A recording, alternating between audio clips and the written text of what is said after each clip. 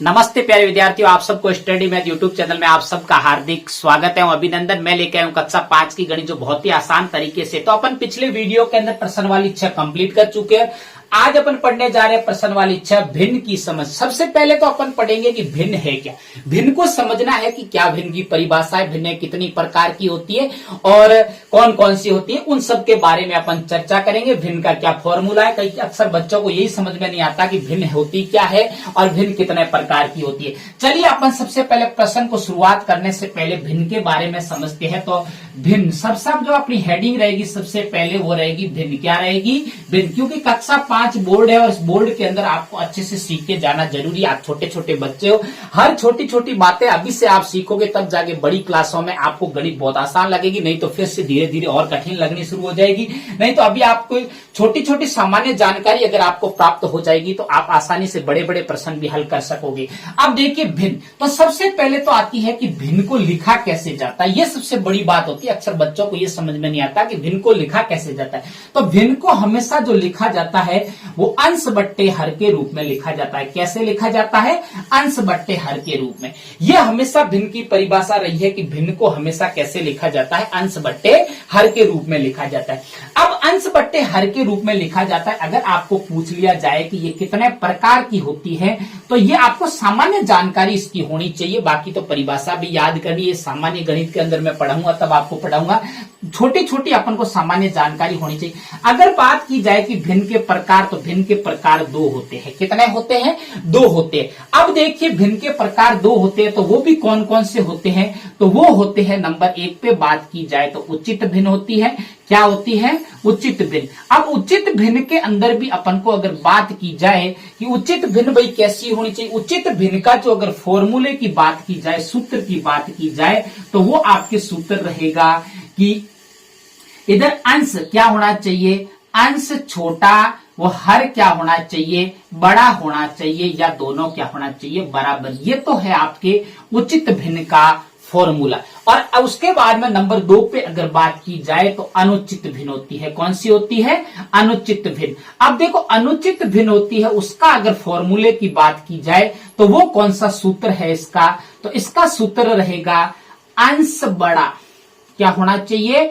अंश बड़ा वो हर क्या होना चाहिए? छोटा होना चाहिए। वही क्या कहलाती है? अनुचित भिन्न कहलाती है। अब अगर उदाहरण के तौर पे अगर बात समझा जाए, जैसे कि इसका अपन एग्जांपल लेते हैं, कौन सी भिन्न का? उचित भिन्न का। तो जैसे कि 2/3 क्या है? 2/3। तो 2 में देखो अंश छोटा है वो हर क्या है? बड़ा है। जैसे कि इसका और एग्जांपल ले कि 10/10, दोनों बराबर है अंश और हर, और दोनों बराबर भी इस फॉर्मूले में कहता है, तो वो क्या है?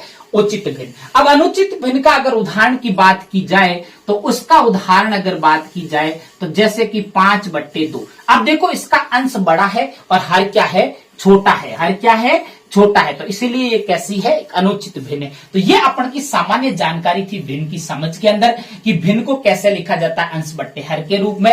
भिन्न 2 प्रकार की होती है, उचित भिन्न और अनुचित भिन्न, और इसके फॉर्मूले और भिन्नों के उदाहरण। चलिए आइए अपन प्रश्न की शुरुआत करते हैं। 6.6 प्रश्न वाली 6 का जो पहला प्रश्न है, क्या लिखा हुआ है कि इन बंटवारों को देखो और इनके बीच बने बॉक्स में ये चिन्ह लगाइए। अब देखो चिन्हों का मतलब भी अपन को समझ में आना चाहिए। जो पहला 1 नंबर का जो चिन्ह आपके सामने दिख रहा है, इस प्रकार का अगर आपके सामने कोई चिन्ह आए तो ये बड़ा है, इसका नाम है क्या है? बड़ा है। अब ये बड़ा है, इसका नाम क्यों है भाई? बड़ा है इसलिए नाम है क्योंकि इधर जो संख्या आएगी, जिस तरफ जो इस तीर में जो मुंह बंद है इस तरफ तो छोटी संख्या आएगी, और इधर मुंह अगर खुला है तो इधर कौन सी भिन्न आएगी? बड़ी भिन्न आएगी, या कोई बड़ी संख्या आएगी। अब देखिए 2 नंबर पे जो चिन्ह है वो कौन सा है? इस प्रकार। तो ये चिन्ह हमेशा कहलाता है छोटा है। क्या कहलाता है? छोटा है कहलाता है। अब छोटा है ये कैसे कहलाता है? क्योंकि अब देखो इधर मुंह चिपका हुआ बंद है उस तरफ तो छोटी संख्या या भिन्न आएगी, और इधर जो मुंह खुला है तो इधर अब की बार बड़ी संख्या या बड़ी भिन्न आएगी। और अगला जो तीसरा चिन्ह है वो क्या है? बराबर का। बराबर का चिन्ह, इसको क्या कहते हैं? बराबर। बराबर है। बराबर है का मतलब होता है इधर की संख्या और इधर की संख्या दोनों बराबर, और समान हो और इधर की भिन्न और इधर की भिन्न दोनों समान हो, एक जैसी हो, तो हमेशा उनके मध्य किसका चिन्ह लगता है, बराबर का। मुझे उम्मीद है कि आपको इतना बहुत अच्छे से समझ में आया। ये चिन्ह जरूर याद कर लेना, क्योंकि ये चिन्ह आपको बहुत काम आएगा। जब आरोही अवरोही पढ़ेंगे तो इनके अंदर इन दोनों चिन्हों को अपन काम में लेंगे। संख्याओं को छोटा बड़ा समझना है, उसके बीच में तुलना करनी है कि कौन सी संख्या छोटी है, कौन सी बड़ी है, तो इन 3 चिन्हों को काम में लिया जाता है। आपके 5वीं बोर्ड से लेके आगे बहुत सारी बातों में ये काम आएंगे चिन्ह। तो मुझे उम्मीद है कि आपको ये अच्छे से समझना। चलिए आइए, प्रश्न नीचे दिए हुए हैं 4 प्रश्न। इन चारों प्रश्नों को अपन बहुत ही अच्छे से समझने का प्रयास करेंगे और मुझे उम्मीद है कि आपको अच्छे से समझ में आएगा। मैं बहुत ही आसान तरीके से, अब देखो, अब इसमें भिन्नें जो आपके सामने दे रखी है और उन भिन्नों के मध्य खाली जगह छोड़ के रखिए। उन खाली जगह में इन तीनों चिन्हों को अंकित करना है। तो कैसे करेंगे, चलिए आइए शुरुआत करें। पहली जो भिन्न है 1/4, खाली जगह 3/4। ऐसी स्थिति में अगर आ जाए तो आपको देखो एक कॉमन तरीका है, लसक लो पहले, फिर देखो इसके भिन्न को, तो वो तो करना है ही। लेकिन वो कब करना है, जब कोई आपके अंदर शर्त काम नहीं आ रही है, तो अपन क्या करते हैं, ऐसी स्थिति में वो काम में लेंगे नियम। लेकिन इसमें आपको एक ध्यान रखना है कि जब भी ऐसी कोई भिन्न आ जाए जिसके अंदर क्या होना चाहिए, हर समान हो। क्या होना चाहिए, हर अगर समान हो तो आप हमेशा के लिए बात याद रख लेना कि जो अंश के अंदर जो संख्या दे रखी है उसके अंदर अगर बड़ी कोई संख्या दे रखी है तो वो बड़ी भिन्न कहलाती है, और छोटी संख्या दे रखी है तो वो छोटी भिन्न कहलाती है। अगर हर समान हो तो देखो दोनों में हर समान है, इसमें भी 4 और इसमें भी 4 है, हर समान है। हर समान है तो अंश में जो बड़ी संख्या वो बड़ी भिन्न कहलाती है। देखो अंश के अंदर 3 बड़ा है, 1 छोटा है, तो 3 बड़ा है, इसीलिए ये इसकी तरफ ये चिन्ह आएगा। कौन सा चिन्ह, छोटा है का चिन्ह आएगा। कौन सा चिन्ह आएगा, क्योंकि ये भिन्न छोटी है और ये भिन्न बड़ी है। कितना आसान है, बहुत आसान है। लेकिन अपन को तरीका सीखना जरूरी है, कुछ बातें सीखना जरूरी है, तभी जाके गणित आएगी। और गणित के अंदर जो बच्चा प्रयास करता है वही आगे बढ़ पाता है। तो चलिए आइए अगले में देखते हैं। देखो 1/2, 1/2, अंश भी समान, हर भी समान। मैंने क्या कहा, जब दोनों भिन्न समान हो या कोई दोनों संख्या समान हो तो आपके बराबर का चिन्ह आएगा। देखो कौन सा चिन्ह आएगा, बराबर, क्योंकि ये भी 1/2 है और ये भी 1/2 है। कितना आसान है, देखिए। अब देखिए अगला, देखिए आपके पास में 1/3 और ये 1/2। अब देखो अब की बार इसमें समान क्या है, अब की बार इसमें देखो अंश समान है। पहले तो हर का नियम था कि अंश में जो बड़ी संख्या वही बड़ी भिन्न कहलाती है अगर हर समान हो। अब उल्टा है इसका, देखो इसका उल्टा क्या है कि इसके अंदर तो क्या समान है, अंश समान है। क्या है, अंश समान है।